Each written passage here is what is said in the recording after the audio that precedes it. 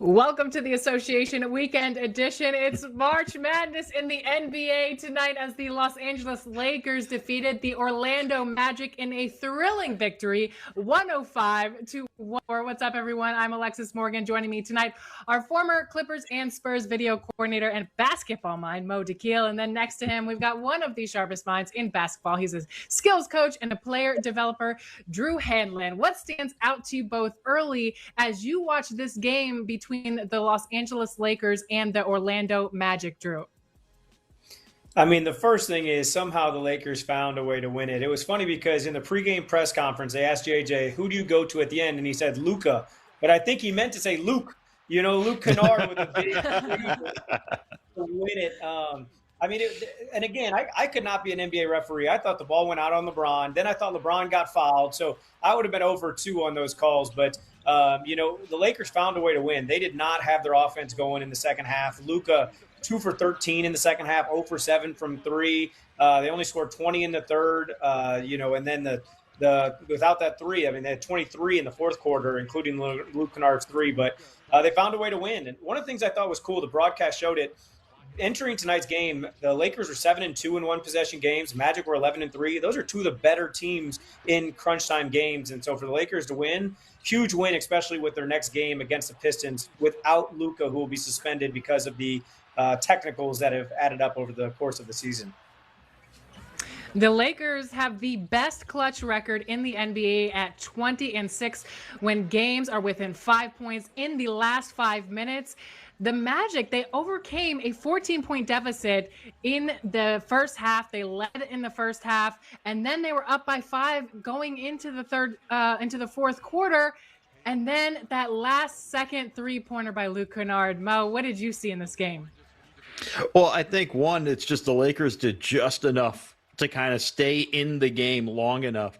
And then you had a couple of just sort of opportunities there where down the stretch, Austin Reeves had a lot of good looks and missed some threes to tie it. But the Magic were capitalizing on it on the other end. We're really kind of attacking over and over again. And on top of that, though, they just didn't execute the last play, the get-in play, which is what a coach calls when it's like, hey, we timeout, advance the ball. We got to just get the ball in, be tight, get a foul call, and then go to the line and knock down your free throws, and we go home happy. But the situation was that, they just didn't really kind of hold on to it. And then credit the Lakers just staying in it. This drive by LeBron here down the stretch to make it a 1-point game was really impressive. But again, every time they answered back from the Magic down the stretch until they just couldn't. But this was a big one here from Paolo, getting a big bucket to just kind of drop in. They were rolling for the most part.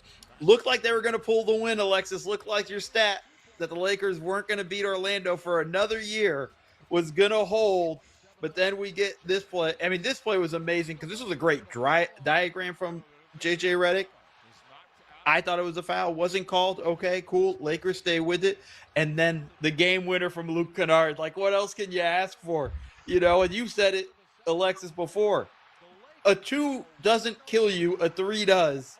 And they give up a wide open 3 to Luke Kennard, of all guys, on a night where the Lakers made only 7 threes. He makes the biggest one for them. You have no idea how mad I was when Luke made that shot, because before the game in our pregame show, I was the only person to choose the Orlando Magic. And you know what that is? What great game, you know what guys. That is? The kiss of death. Moving on. Let's take a look at that last second shot by Luke Kennard to win this game. Man, what a great play for the Lakers. But Mo, if you're looking at this play and you're breaking it down, what are you seeing if you're Jamal Mosley? Well, late in the game, everything is switch everything. Every screen is switch everything. And like we just said, a 2 doesn't hurt you as much as a 3. A 2 just means overtime. And what happens on this play, I want you to see Paolo Banchero gives up and chases LeBron after Baines switched. He needed to switch and stay with Kennard right there. Instead, you have 2 chasing LeBron, who's diving to the basket, and then you just get a great pass from Smart right on the money to Kennard, and it was nothing but the bottom of the net. And then the Lakers storm in the court like it's the NCAA tournament right now. It's madness, baby. We're getting all sorts of fun. I'm hyped up because this was just too good of a play right there. I'm shocked the Magic kind of blew that one, though. All right, we're going to take a quick break, and after this, we'll be highlighting our next game coming up on NBA TV. That's going to be the Bucks versus the Suns. We'll see you right back here after this break. It's time to put your money where your mouth is. Hard Rock Bet is your home to bet on the NBA all season long. The only legal app that lets you bet on the NBA anywhere in Florida. Bet teams, player props, and more with parlays that let you shoot your shot for $1. Points, threes, boards, assists, or whatever you want to bet. Roll with us this NBA season. Plus, new customers double your winnings on your first 10 bets.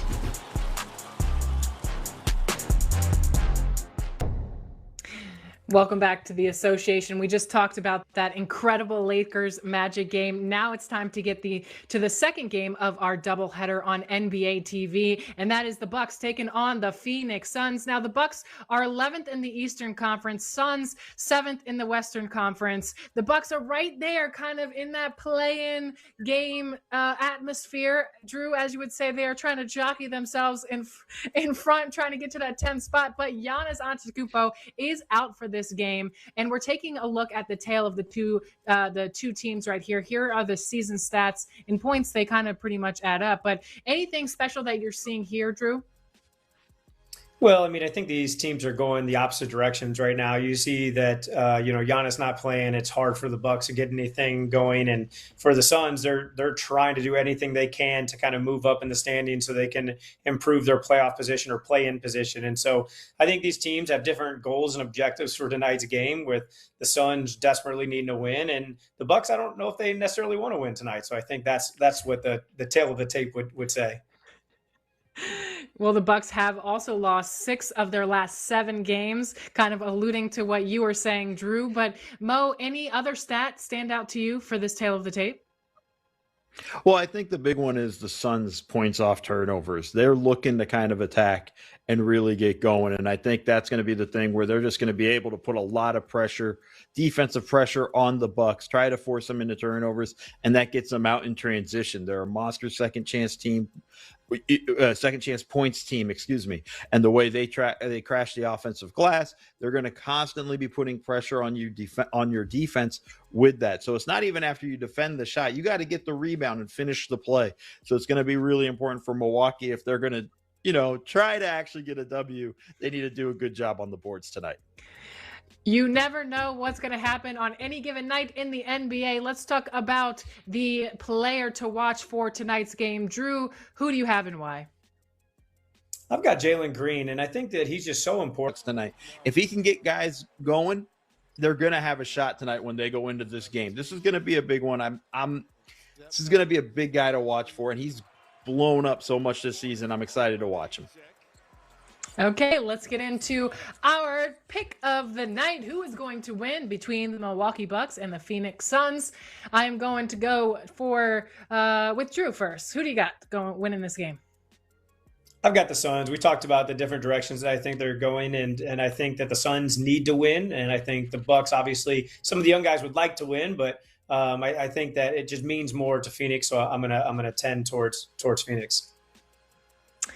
And then my guy Mo, who are you going with?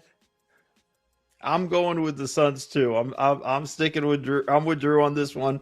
I think the Suns are going to go, and they need this. They're trying to get out of the play-in tournament, so every game matters for them. They can't take a night off. They can't look at the schedule and go, "Oh, it's the Bucks. They're not trying to win games. They don't have Giannis. They can't come in and sort of be a little bit lazy or bring their guards down." As we talked about, anything can happen in the NBA, especially on the weekends. So make sure you're ready to go. They got to come in aggressive. I kind of still hope there's some March Madness here in this game as well. I know there aren't as many big implications as the first game that we watched, but for my game, for my pick of the game, I'm going to go with the Suns, because before I picked the Orlando Magic, they lost. And so tonight I'm going to go with the Phoenix Suns. If you're new out there, Mo likes to call my choice the kiss of death, because I guess whoever I choose loses. So I'm very sorry to all the Suns fans out there, but I'm not the only one that does this. It's a known thing. what'd you say, Mo? Sorry, I couldn't hear you. It's a known fact. I'm not the only one. It's a known fact, Alexis. Drew, is this a known fact? This is kind of new to me, but he did warn me before the show. You know what I mean? He did tell me before the show, even before you made your pick, he said, whoever Alexis picks, just go with the opposite, because he explains kind of over the long course of the season the amount of data that has accumulated showing that, fading you is the right way to go. Listen, no side chats, okay? It's only the group chats. I don't know when he would have told you that, but we're definitely looking forward to this Phoenix Suns and Milwaukee Bucks game coming up next. This game is tipping off at 7 p.m. Eastern time. 10 p.m. Eastern time, 7 p.m. Pacific time, which we are at. So we will be back at halftime. Me, Drew, and Mo will be back at halftime, so definitely stay tuned for that. And we will see you at the end of the second quarter.